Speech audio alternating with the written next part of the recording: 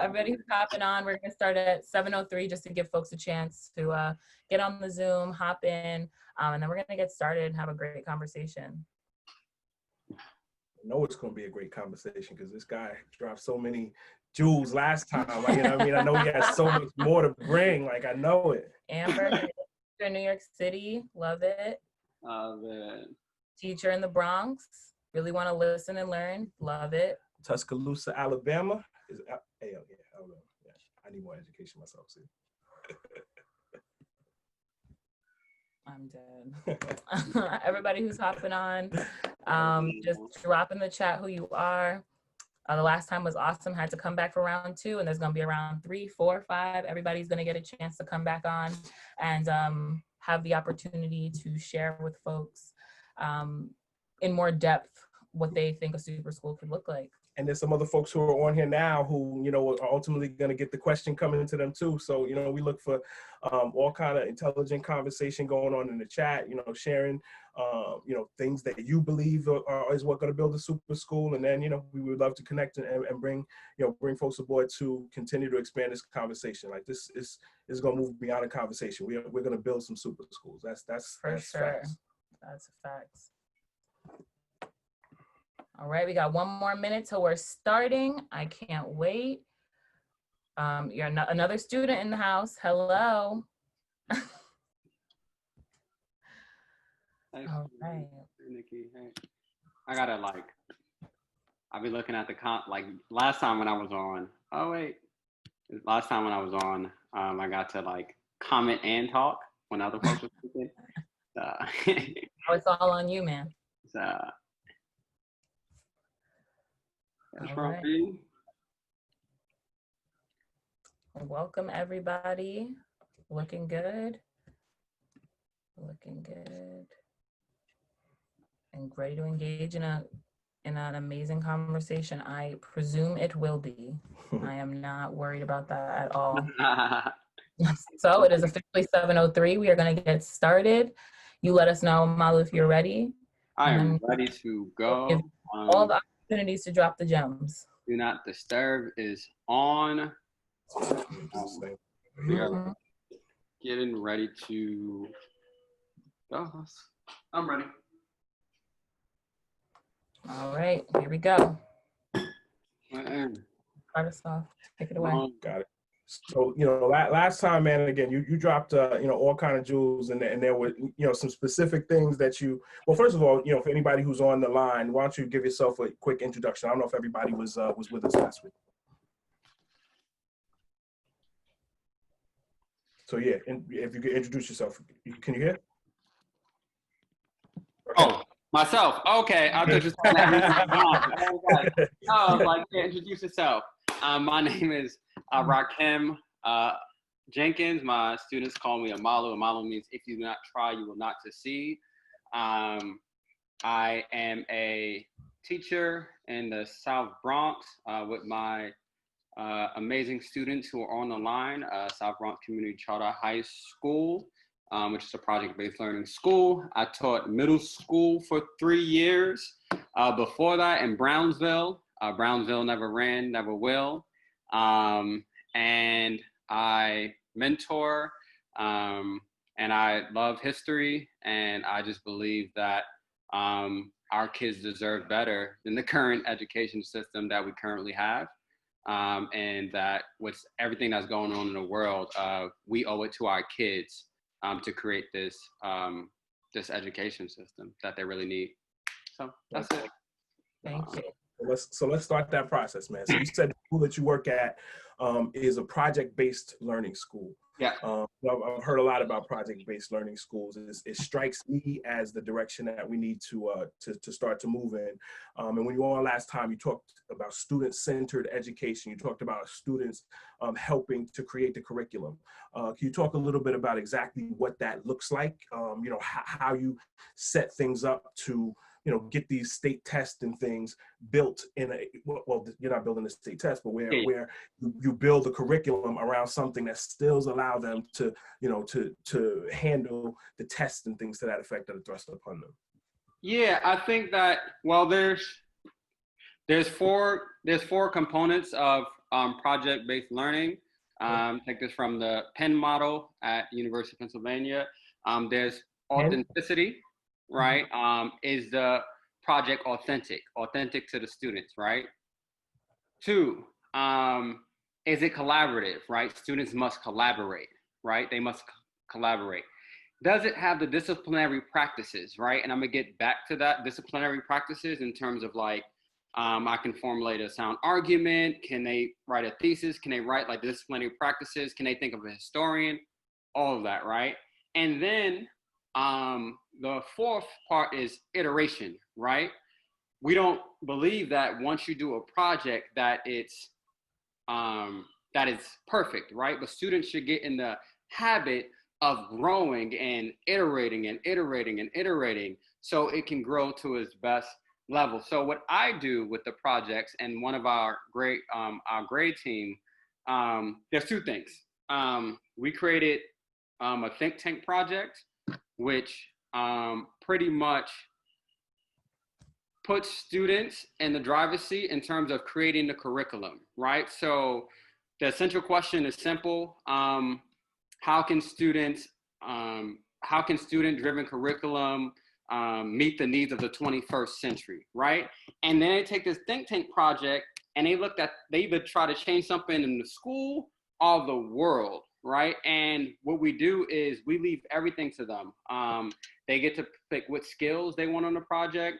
They get to pick whether they want to do in history, science, math, ELA. Like, so we leave everything into them. We just have a format, right? And if you're a great teacher, and if you're like great teacher, your students should either be able to mimic what you're doing or be able to like push it forward. So the students see us as teachers plan projects all the time. So they're able to plan projects. One thing I'm doing right now with the online learning is what we've been doing is using essential questions to drive the learning. So everyone has gotten a essential question, right? And it could be as simple as, so for me, when a teacher starts the classroom, it's usually, I need to put a do now on the table. I need to ask a question. I don't do it like that. I feel like the students, they're smart enough to come up with their own questions and what they want to talk about, right? So our first question was like, do you trust the government? Simple question. Do you trust the government? No. I believe Ramang's question was, if you were there in 1619 when the Europeans took your ancestors, what would you have done? Right, it's fascinating. So I really drive it through essential questions. And what we've done in online learning to put students at the curriculum, Ramang is creating a website, the Rabbit Hole Kids. He's like, yes, sir. Faye has created the YouTube page. Madi does the Instagram, right?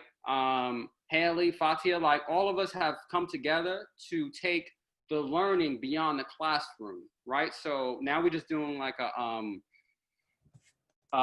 kind of a social media project. It's not social media. The project is the class, right? The project is the class, right? So what I mean by that is the class is centered around this project, right? And the students are building the class as you're going. So you're at a charter school? I am at a charter school. Is that what gives you the flexibility to do this way? No. Or can somebody do this at a public school too? You could. I believe you could do it at a public school, but it's really based off of your leadership, right? Because I used to be at a no-nonsense. I teach history. I used to be at a no-nonsense charter school, and they will give you the curriculum, and you have to do this, you have to follow it, and you have, like, it's not that freedom, right? However, this school was designed for this innovative learning and its innovative, like, practices. But what I did do at my middle school is, because I asked students, hey, what do you want to learn about? What do you want to do, right? And it was like, this is when Eric Garner was assassinated. This is when Tamir Rice was gunned down. This is when Corinne Gaines was same thing, like the SWAT team came in her house. And I was teaching them about this. And they're fifth graders, and they were getting riled up. They was like, we need to do something. You know what we should do? We should have a Black Lives Matter march. And I was like, wow, like, okay, let's do it. And they're like, we want to have it in the school. And I was like, well, it's silent hallways, right? We have silent hallways. So what they did was, I was like, this is how we do it. We're gonna, this is what I did. They brought all the materials in school. They made their own signs. They created their own flyers. These are fifth graders.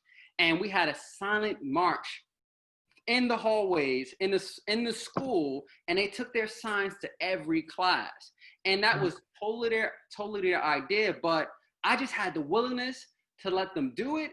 And I sent out like an email to the principal and all the staff, like a minute before we marched, like, hey, we're doing this. Don't take their signs. It's their final project, right? But you have to have the willingness of a teacher to stand behind your students when they do something of that nature. Could I have gotten written up? Maybe. Did I care to get written up? No, like, you know, like, because I felt like this was important to push the limits of the school. And I feel like you should always do what's right by students no matter what. Yeah, so it's not a charter versus public school thing. It's a, how do you work within whatever system you have? It's us versus the system. That's exactly what it is, right? Now, how do you work in the system? How do you push the system, right? Like, I love the school, but I do feel like there's some ways we can innovate, right? And I'm constantly like, and Rob is on here, like Rob will tell you, like, I'm constantly pushing administration to move the system forward. There's no reason, and then it's a super school, right? There's no reason that the school should look the same in year 4 that it looked as in year 1. There's no reason the school should look the same whereas year 10 that it looked in year 1. Or year 20, like every 4 years, when we create the super school, you should innovate your curriculum because now you have new data, right? You have data from the last 4 years of what worked and what didn't work. But the education system is still the same since the 1900s, right? The same factory line education system, like what? It's till 2020 and it's still the same. So it's not a school issue of not innovating. It's not a teacher thing is not innovating. It's not an admin thing. The system standardizes how you should teach, the policies, and then the admin is standardized, and that standardizes the teacher, which standardizes the students, and then we have standardized tests. So we have one thing I'd like everybody to do is be, posting questions in the chat throughout, and we'll decide whether we address them now or we decide, whether it's better to address them later. We do have one question that makes a lot of sense for right now, based on you just talking about the system and the assessments and various different things to that effect. And well, let's just ask the question. So how does a department school adhere to New York City learning standards? And how do your students fare on the state assessments? And I'm going to add one more question on the back of that.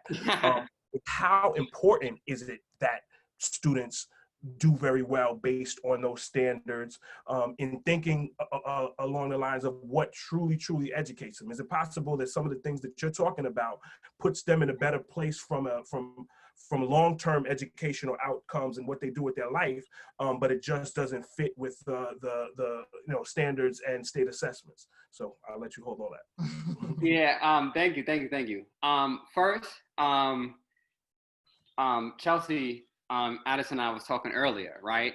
And we should just, like, she was talking and she posted about it, like, we should throw standardized testing in the trash. It is garbage. We should throw it in the trash. It doesn't do anything, right? Like, let me show you. I'm gonna show you. You know why we should throw it in the trash? And I'm gonna get to your question. I just need to go backwards. During COVID, right? During COVID and COVID-19, right? The mayor and the government had said that no one, as long as you pass the class, you pass the Regents, right? They threw out the testing. This is also how garbage standardized testing is, right? My seniors who are now in the school, who may not have to pass, was gonna take a Regents in June, they already were accepted to college. They already got accepted to college. So that means a student who may not have needed 2 more Regents, or maybe all of them, all got accepted to college. Why do we need that test, right? So I think the thing is, right, so now I'm gonna back up. So once I got that down, I'm gonna back up now. The thing is, right, the assessments, my students do take the Regents exam. I had students take the AP US History exam, and that's another story. However, right, the way we match up the standards in the charter, we are in a mastery-based system, so there's skills, right? And the same skills that they have on the Common Core, we have for our mastery-based system, but it's different, right? We have academic skills and social-emotional skills. So, boom, right?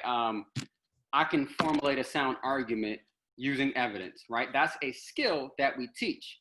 I can write analytically. I can revise. Those are all skills, right? When it comes down to it, it's not about testing. It's about the skills that students are developing that's going to prepare them for, right, beyond this. It's the social emotional skills.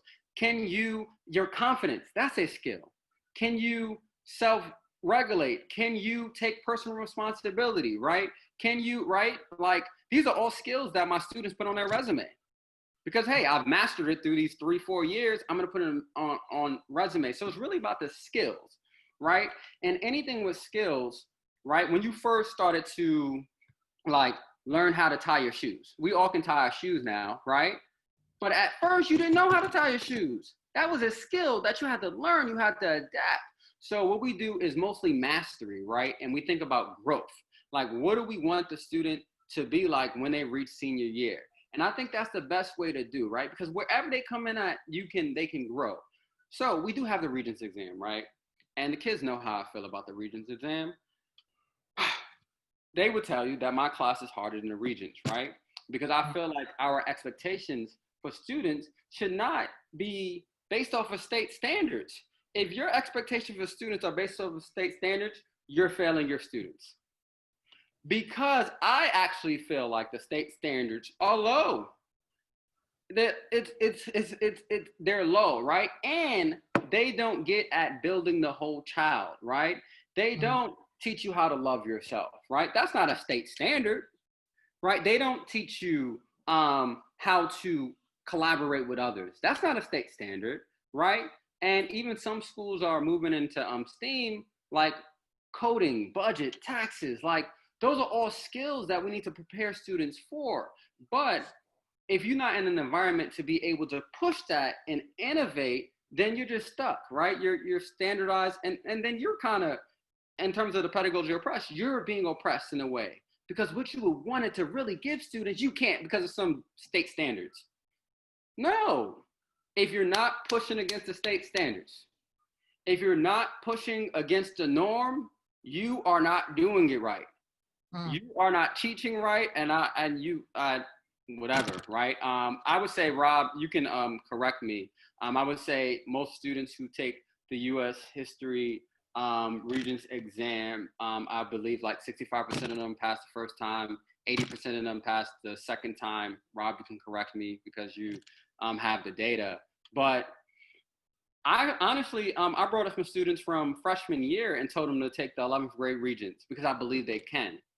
Right? Haley passed it freshman year, Fatia passed, Samantha, like all these kids, like they could do it, right? And we still do projects, and we still do learning, and we still do the restorative justice. I haven't kicked a student out of class in 3 years because I don't believe in it. If you're here to learn, why am I kicking you out? I can't send you to the dean in my school because there is no dean. We don't believe in it, right? So some of the practices of schooling is really in your beliefs. Right? Like if you believe there's a dean that's gonna tell the student to do what you want them to do or her to do when you want it to do, and you can easily send your student to the dean, that takes it off of you from building a relationship with that student to see what's going on, right? So I've talked enough, but I believe that's how I believe. I think we should throw the standardized testing in the trash. After teaching AP this year, I don't believe in an AP class. I know. I'm saying this. Rob, you helped me get here, but I'm saying this because what an AP class does is create stratification in the learning models, right? I think we should move towards either AP for all, right? Everyone should have the opportunity AP class. I wasn't here last year. I'm gonna be transparent. I wasn't here last year, but I feel like every student should be able to AP test, or you should just structure a curriculum with the scaffolds to get them to AP. I don't believe in tracking. We need to get rid of that. That's what I've come to this year. And we need to get rid of co-located schools. With tracking, what is that? Yep. Great. Yeah. Define tracking for him. Got you. Tracking is pretty much, right? You have a high class, middle class, and a low class. So whoever's at this academic standards in one class, middle class, low class, or you have tracking it's different ways you can do it. You can track by achievement. You can track by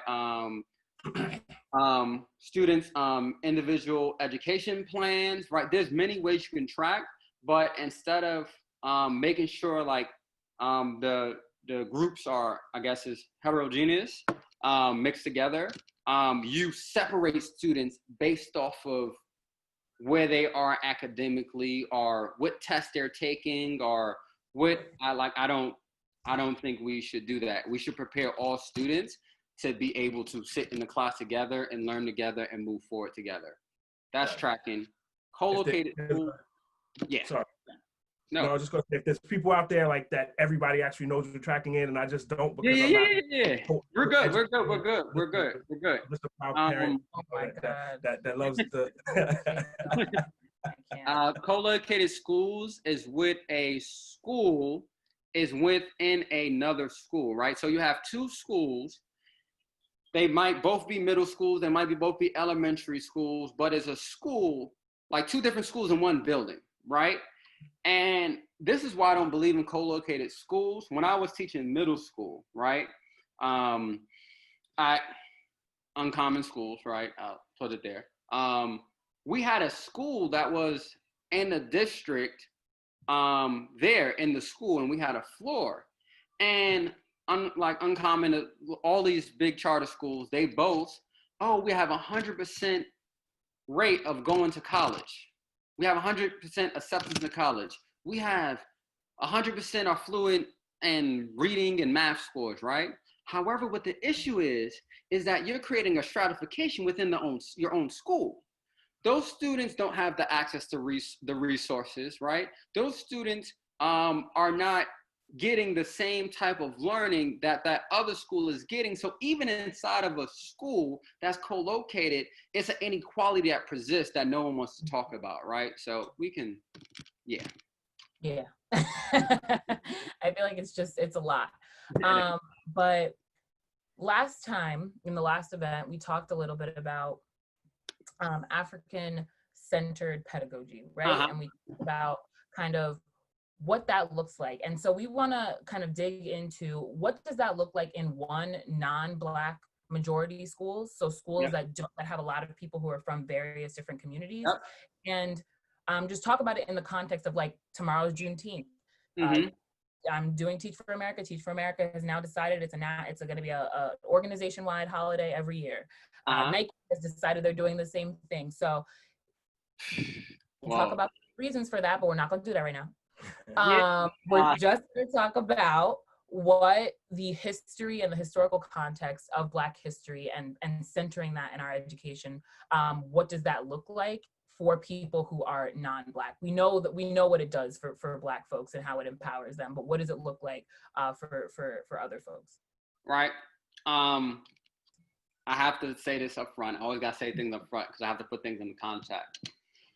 Juneteenth as a federal holiday, right? I agree with it, right? Like, great. It's great for everyone, right?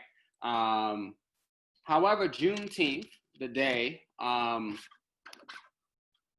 June 19th, when the enslaved Africans in the last state in Texas found out they were free from the Emancipation Proclamation 1863, right? So folks are saying, like, you know, most Black folks said we should celebrate Juneteenth as our Independence Day, right? And not July 4th, right? And Frederick Douglass has a great article, if you want to go read it. He says, what to the Negroes the 4th of July, right? And if you think of the 4th of July, 1776, you know, our ancestors were still enslaved, right? So why are we celebrating this Independence Day? This is America's Independence Day.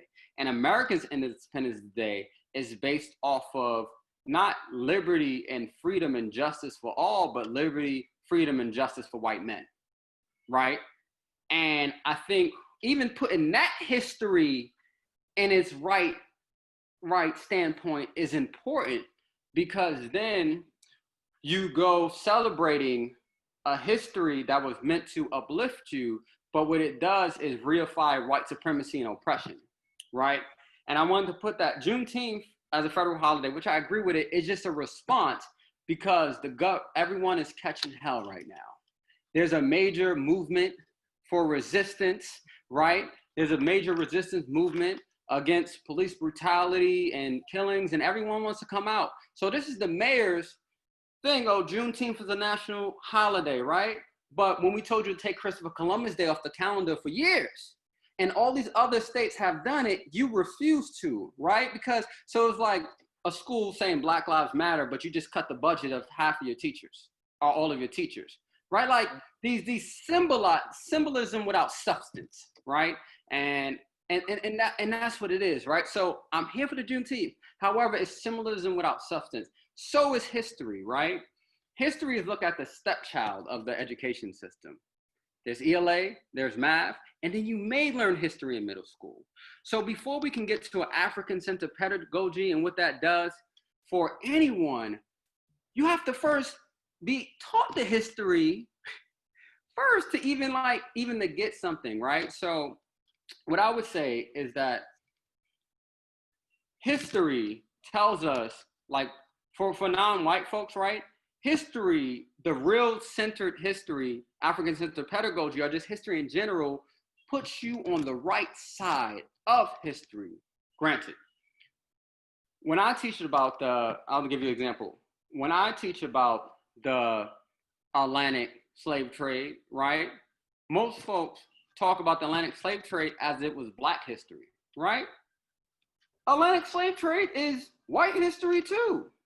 That's European history too, right? Like, did the enslaved Africans go and did the Africans go put themselves on the boat? No, your ancestors put them on that boat, right? The history of America, what it's based on, the foundation of America is based off of enslavement, genocide, rape, mass murder, right? And I think it's important to understand that history, because when you understand that history, then you can understand the lies that the country was built on. And then you know that your history was built on an oppressive system where you've gained privileges that you didn't deserve. So therefore, how do you use the history, and not only use it, but to actually use your privilege to correct what is going on? I don't want folks to say, like, yes, Black Lives Matter. We all know that. But I don't want you to be coming out with me marching Black Lives Matter and things of that nature, but you won't even like march with me in the school to push the thing forward. So I think that's it, right? I think even my students from like the Dominican Republic or Puerto Rico or Haiti, right? Like, you need to understand that dynamic between the DR and Haiti, right? And knowing that they were one together at once, but the colonizer came and separated, and you have Haiti and the DR and all of this stuff. I'm not Black and things of that nature. That's what history can teach you, right? When you're from outside other cultures, you'll learn that our history is more connected than it's divided, right? Mm-hmm. If you're from the Caribbean, the same time that the civil rights movement was going on, right? The civil rights movement, there was Marcus Garvey in Jamaica, right? Like if there was Kwame Nkrumah, there was all these global revolutions going on, these global resistance. So by knowing history, you can put yourself in a historical body of knowledge, and then you're able to see that this wasn't just a single event, right? This was a history of resistance, a history of struggle, a resistance that everyone took up, right? Most of the time we talk about history is from, white folks came, they oppressed us, they genocide and all. No, the indigenous people fought. Africans fought. Everyone in South America, everyone fought, but they don't tell you that in history. So our real history is a history of resistance and a history of pushing us forward. And if you think about what's going on today, right? There's a big global resistance going on. 50 states done like protested, right? Even the global community, but that if you think about this time, this moment in time, you'll think it was just to this time period. No, this has been the history. Folks have been trying to fight against the oppressor, like ever since they arrived here before this, right? And I think that's what we need to put in place in terms of perspective.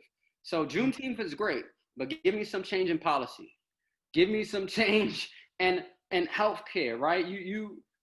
Like healthcare. What happened to the prisons? Have we forgot about the people who are still dying from COVID and catching hell in prisons, right? Like I'm not into symbolic gestures, right?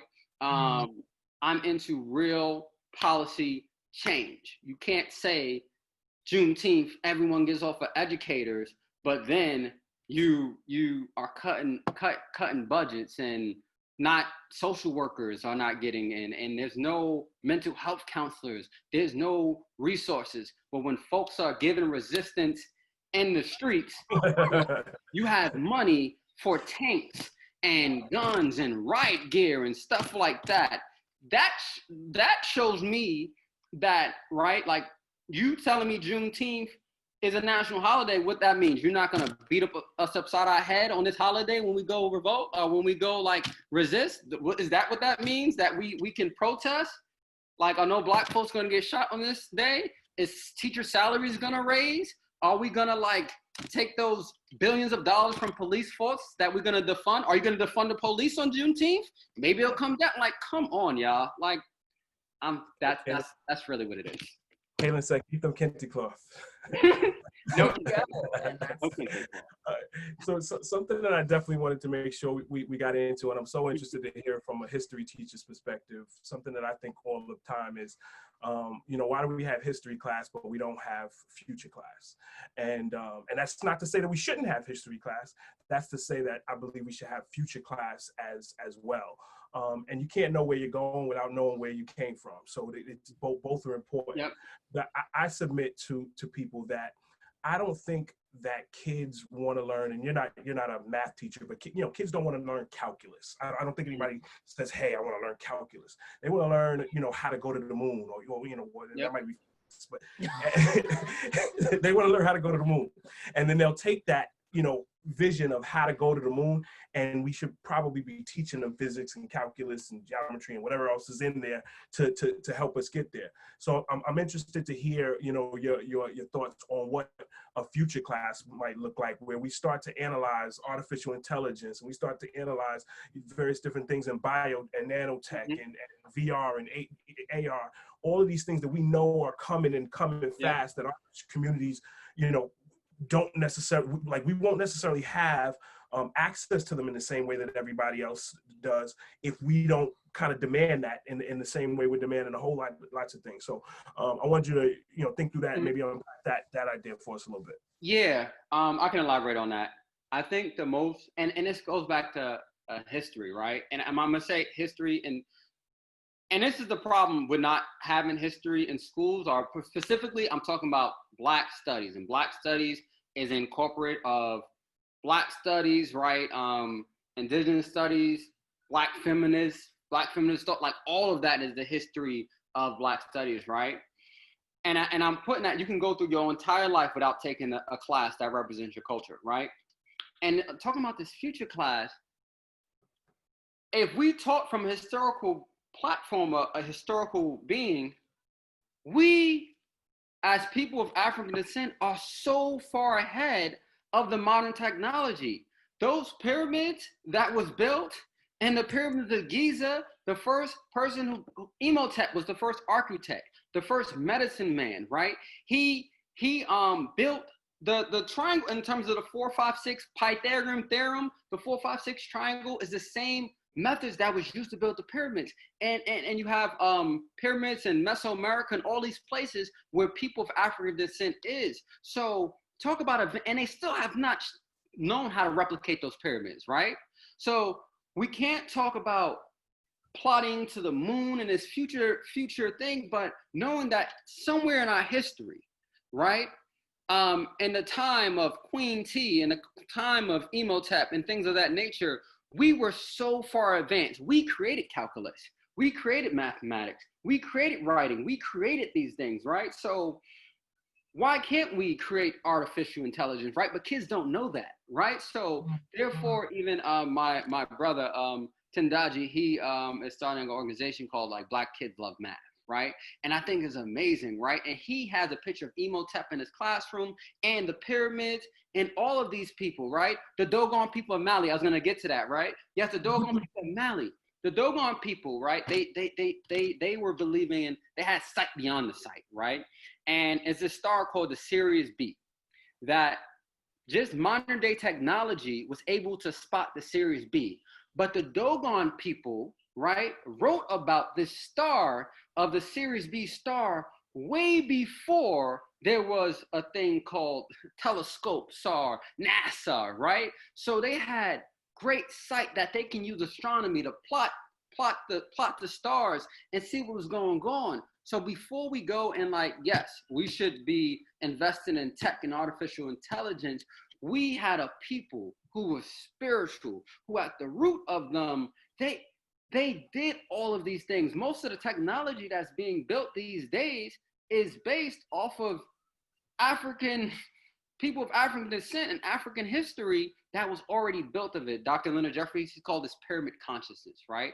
If you can have a study of the pyramids and consciousness, the concepts, analyses, principles, and systems, values, interests, and principles, and that he called it the right triangle, right?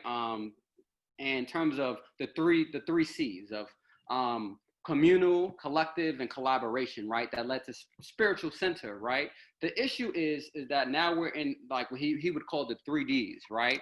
The upside down triangle of the European, which is domination, destruction, and death.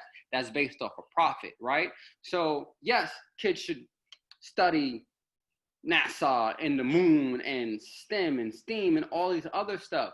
But I think it needs to be, how are you going to use those things to contribute to your community, right? Like, what are you going to do to move us forward? And I feel like all of those things are part of the Black Freedom Project, or just the Freedom Project in general, right? We could do that if we weren't funding the police. We could fund NASA programs in every school, right? We could do that, right? They sent the man to the moon, but they don't want to change the curriculum, right? They sent folks, but they didn't want to change the curriculum. So we can do it, but they don't want to do it.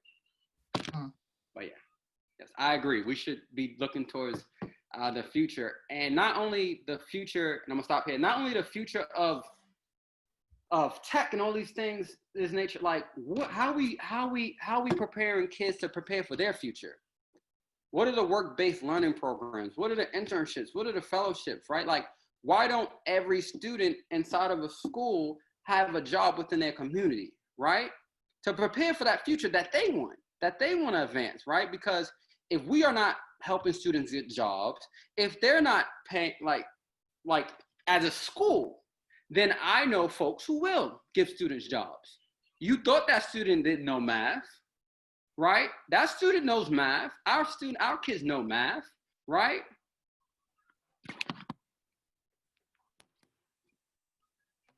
That's all I got. That's all you got on that one. So I think that connects to our last question about creating super communities. Mhm. So that's something that you also brought up last week. And Yeah. in creating a super school and creating an incredible school or a perfect school or a school where students are really getting what they need to move out into the world, Mhm. that's what we're trying to create with this series. So what does it look like to start with the super community and then branch that out into creating something that the whole community can invest in, can be in, can have ties to? What does that look like? So it's funny. Again, anytime I come to talk, I make sure to go and consult my elders, and we talk and we go. My elder Walinu, she's Olisi, Angela Pinto for the Unto Freedom Justice League. We were talking about this, right? And the super, like, history again, right? And the civil rights movement, right? The church was at the center of the community, right? They used the church, right? And the synagogues and all those things, right? They were at the centers of the community, right? And the church was the ones that was pushing us forward. They were the ones going to get the civil rights bill, having people go vote, challenging. It was the church, right? Even when during times of enslavement in this country, folks used the church because white folks wouldn't go there, right? It was segregated. So folks used the church to move forward the movement. I now, especially since the silence of all the churches and evangelists out there around what's going on in the Black Lives Matter movement, I do think the church is still a central part of the community, but I feel like the school is in a prime place to take its position in the community to move these changes forward. Example, right? Because it has to be both, right? If we're gonna have a super school and a super community, that school should never close. You're using community real estate. Why are you closing? Everyone should have access to that place. It shouldn't be from 9 to 5 and then after school, right? There should be the school should be at the center of it, right? The school should be having kids drive policy, right? Like writing letters to their representatives, getting out in the community. The school should be a place where parents can come and get their GED if they needed to. Or I would do this. This is what I would do. Everyone wants to come see their kid during like the school play and things of that nature. Right when the school play is going on, why don't we have like job communities coming in to offer job to parents, right? Why don't we have programs that the school is running to help parents in need? Our parents should be just a part of school. Why don't we have local grassroots organizations a part of the school, right? Like the school should never close, right? Businesses should be a part of a school in our community, and they should hire students from that school. Entrepreneurship. We should move students to make jobs for themselves in the community because that's where it's at. One of my students, Madi Lexi, she created this program, Butterfly Blinks, right? And she does like eyelashes, go check out, and lipstick. And I think that's important and investing in that entrepreneurship because then for a project, I gave her Madison DJ Walker for her project, right? Because I knew what was her gifts, right? Mentorship programs. Every school should have a mentorship program, right? To be able to guide students in their divine gifts, right? So when we're talking about this super school and super community, everyone has to come together. If you're not a mentor to someone, you're not doing it right, right? If you don't have a mentor and you don't have a mentee, that's the cycle, right? Everyone should have a mentor, everyone should have a mentee, right? A part of our super school. Yeah, I think that's it. And the issue with the schools right now is the folks who can, right? Yep. The folks who can really push the policies forward are closer to it, are currently not at the table, right? We need to give students, parents, teachers, schools to transform policies. Someone mentioned in here, Rights of Passage organization. My school has a Rights of Passage. I'm a part of a Rights of Passage. a part of the Ndugu and Nzinga rites of passage. All of that stuff, right? And I feel like we should be working together. There's no reason why a parent shouldn't just be coming up to the school, or businesses who take most of the money out of the community are not hiring from the community. It's madness, right? Yeah, that's what I would say here. 2 more points. A school should be a school of liberation. Like if you're not a school that's pushing students to resist, to go protest, to do all of these things to increase self-actualization, that's what you should be doing. It's just, I think it's the time, right? Places of liberation and substance. That's what I have for that. And a contribution to your community, right? If you're not pushing students to contribute to the community, you're not doing it right. So I feel like those components will be in our the super school, and those components will build a super community. I mean, you're 100% talking our language. You know, these are conversations that we have that go on a regular basis, and you know, with each other and with other folks. And I think because of the time period that we have reached, where everybody's paying lip service, particularly, you know, people who feel like racism just started 3 weeks ago. Like I'm letting every one of them that I talk to know that we are still going to be talking about this in 3 weeks. We're still going to be talking about this in 3 months. We're still going to be talking about this in 3 years. This is not, you know, this is our time to make real changes, so that we're not talking about it 30 years from now, when you know, when their kids are growing up. So definitely love everything you had to say around student-centered, you know, education and community-centered education. It's absolutely imperative. Yes. So we're gonna go into Q&A. There was already some questions in here, so we'll go back up because there were some questions in here. So one question that came up was, what would you say are 2 things about teaching that you wish you received in your training that you learned on the job? Good question. In my training, you mean 5 weeks of TFA? Is that what we're talking about? I'm right there with you, homie, doing it right now. Relay, or these teacher programs that just reify controlling students and standardize them and tell them what you do. I think we need to throw the teacher training thing away. But let me see. I think a part of the training program that I wish I would have done or known how important a mentor was in the teaching space. I really had to figure everything out, which was a blessing and a curse, right? Because I think of, like when I came into my school, I was the only Black male teacher there, right? And I felt like I had mentors in every other place of my life, but I did not have a mentor in school, in the schools who have done it. So part of my thing is I try to mentor students, teachers who are just coming in. I also think that something that, and I talked about this, something like you have to unlearn, is that the teacher training programs puts teachers at the center of the classroom. That's not true. The students are at the center of the classroom, right? If the students, right, it's not your class. Like this is our class, right? I work for the students. Like I don't work for the principal. Yes, the principal hired me. I don't work for the state. I don't work for the government. I do what's best on what's best for students. So I think in a teacher training program, whatever they tell you, if you're not doing right by students, I would say that you're not teaching right, right? That's what I would say for that one. That's good. That's very good. Thank you for that one, Nikki.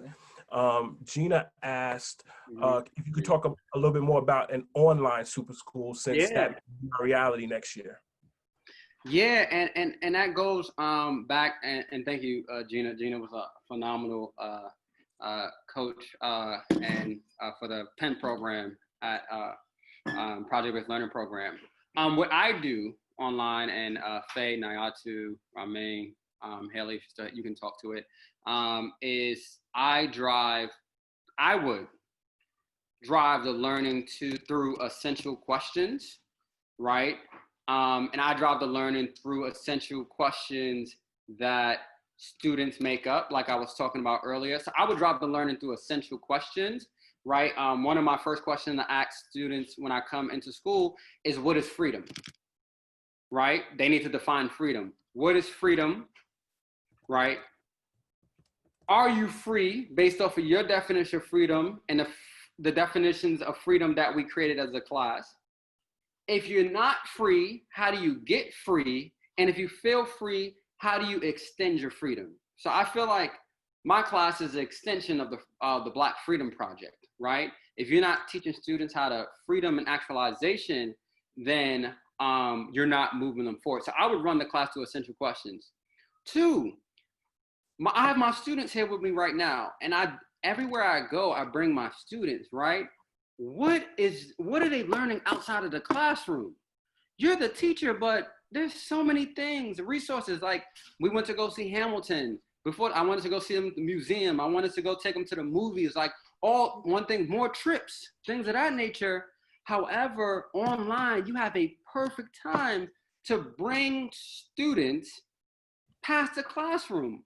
If you're going to a workshop, tell your students to come pull up, right? Like, why are you the only one here? Do you think this knowledge is only good for you? No, tell them to do that. And what are they going to contribute outside of the classroom? So my students have created an Instagram page. Even if that Instagram page will be standing up as long as Instagram, and we can communicate, we can post stuff. My students have created a blog. I think Ramin is still working on it. They're creating a podcast. Ajane submitted like 13 podcast episodes to stream. So it's pretty much, how do you take the learning beyond the classroom but still get through the content? The podcasts are about history, the blogs are about history, the content on the social media page is about history, but you don't think about this as learning. They know technology better than we do. So why don't I turn my class into spaces that they can use technology? We have a group chat. We do everything, right? Like, I think we need to move beyond this like teacher versus student dynamic. I don't give out my number. You can't follow me on all this other stuff. It's like, no, I feel like relationship building and community, it should be at the center of it. So that's what I would do for online learning. I would really drive the learning through essential questions, build other ways that folks can answer questions. One student who came to the protest with me, I didn't ask her to write a summary of the protest. She did the work. That, like, she actually did. When we're talking about Toussaint Louverture, or we're talking about Crispus Attucks, or we were a part of history just now, right? So think about the ways that you can take the learning beyond the classroom, even in the online space. And also think about how can you move, like, are you teaching students about intersectionality, right?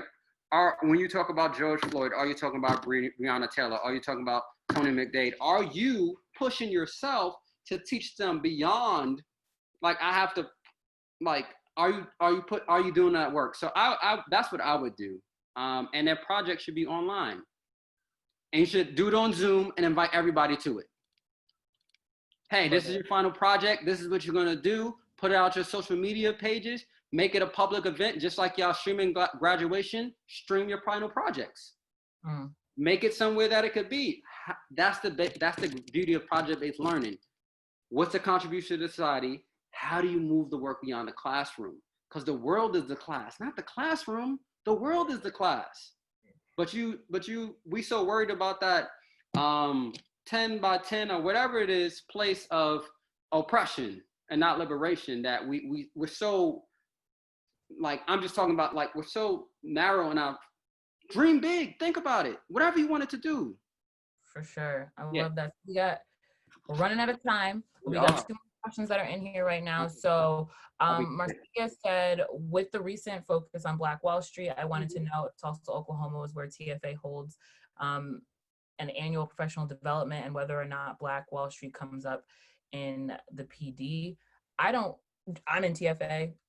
I don't know that to be true, but go ahead. You have to go to the African American Summit in your second year and at Morehouse College and Spelman. That's where you need to go. That's where it's at. But no, I think TFA, our school systems, all these big charter schools and stuff like that, right? They do not talk about Tulsa, Oklahoma, all the move bombing or things of that nature, right? Because I think even they're tied. Like, it took a national protest for folks to come out and say Black Lives Matter, right? Like, we're still tied to this way of thinking. I think TFA is a great pipeline program, but it's pretty much the teachers in the program that make it the best. The folks that I talk to on a daily basis in my cohort that make it the best. So can TFA do more things? Yes. How about changing their one-day model? One day all students will receive an excellent education to today, right? We don't have one days. It's no longer one day, it's today. We want education, we want to innovate, we want a revolution, whatever you want to call it, whatever word fits you in your vocabulary, that's what we need. We need a today, not one day. So what are you going to do today? That's it. Yeah. Love it. Definitely. We got one more question, and we got a couple more minutes. So if your belief is it your belief that by default, a teacher must be willing to be a mentor in order to be effective? I think I know the answer to that one. Yes. yes, thank you. And that's my mentor, right? Luster Chauncey, Elder Babatu, the leader among us. And that's my mentor. And I think that if you're a teacher, you're not only being a mentor to your students, right? All my students have my number. And they'll tell you they can contact me anytime, anywhere, like it doesn't matter, right? Because I believe teaching is a sacred calling. And you should be mentors to other teachers who are coming through so you can do that, right? For those who may not be teachers on here and things of that nature, pull up to the career days, right? Lend your expertise, go into a school and mentor someone, right? Like, we're all called to do mentorship, right? Because if we're here at this point, we're all here to build mentors. Faye, Ramin, Jalen, y'all called to be mentors too. Y'all going 11th grade. Y'all should be mentors to the freshmen that are coming in, right? I know y'all were planning to start that mentorship challenge that I'm looking forward to next year, and you need to get that on. So we are called to mentorship. Absolutely. Absolutely. Positively love it. I want to ask everybody for a quick favor, yo. If everybody could put their screens on gallery view, and if you guys can just join us on video for 1 second and just take a quick picture and share it on social media. We're really trying to get this word out there, man. Like, this isn't going to be the last conversation like this. We need your help, you know what I mean, in order to have it just a little bit more. So the ask is just that you simply take a picture of everybody on there, share it in your story, you know what I mean, show that we had a good time, and let's continue to do this. Like, this is going to be a very, very regular thing. We really appreciate y'all for that. Hold on. I gotta take my picture too.